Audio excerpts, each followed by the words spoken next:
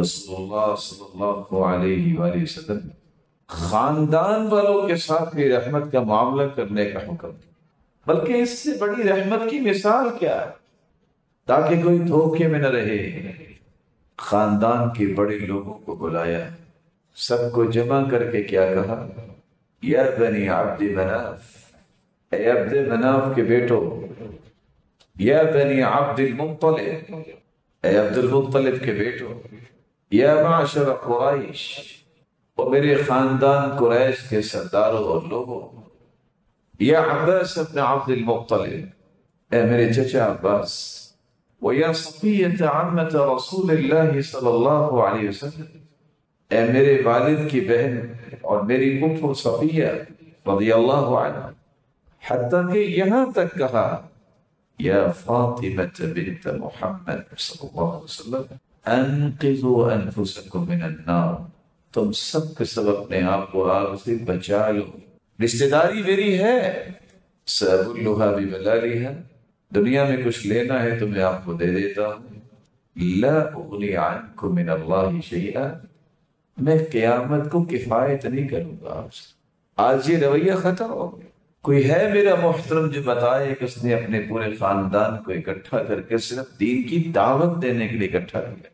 کس طرح میرا خاندان آگ سے بچ جائے؟ گیدرنگز ہوتی ہے،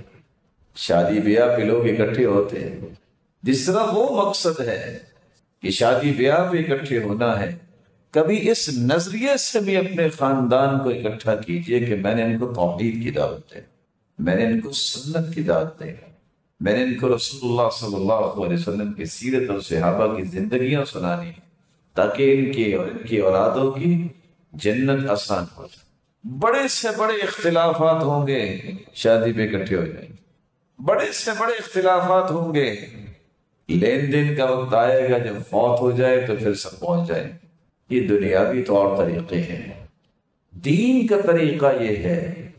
کہ اگر آپ اپنے رشتہ داروں سے محبت رکھتے ہیں تو ان کے لیے دعائیں کریں، ان کے لیے کوشش کریں، ان کو جمع رکھنے کی کوشش کریں، ان کو دین پہ رکھنے کی کوشش کریں۔ کیا پسند نہیں ہے آپ کو کہ جس طرح آپ دنیا میں ہنس سے مسکراتے ایک دوسرے کو ملتے ہیں، جنت میں بھی اسی طرح ملے؟ اگر کوئی نماز ہی نہیں پڑھتا، کہ دنیا کے اندر اس طرح دودھ ہو گیا ہے کہ شراب اور جوا اور طرح طرح کی برائیوں میں چلا گیا اور شرک تک پہنچ گیا، کیسے اکٹھے ہو؟ شرک تو اللہ نے معاف نہیں کرا، تو رسول اللہ صلی اللہ علیہ وآلہ وسلم نے اپنے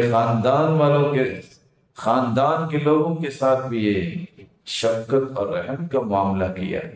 کہ ان کو جہنم سے بچانے کے لیے آخری کوشش کی۔ کبھی تفسیر کی کتاب کھول کے صاد والقرآن ذکر ذرا اس کا سبب نزول پڑھیے۔ آپ نے اپنے چاچا کو جب دعوت دی ہے تو چچا کو دعوت دینے کے لیے جب گئے ہیں تو دشمنوں نے جہاں بیٹھنے کی جگہ تھی خود بیٹھ گئے، اور آپ صلی اللہ علیہ وسلم نے باہر اسی جگہ پہ کھڑے ہو کے جہاں جوتیاں تھیں پرواہ نہیں کی اس بات کی، اپنے پھر بھی کہا یا عم قل لا الہ الا اللہ، چچا ایک مرتبہ کلمہ پڑھو، احاج لک بها عند اللہ، میں آپ کی سفارش کروں۔ لیکن جو پاس بیٹھنے والے تھے وہ کیا کہہ رہے ابو جہل جیسے،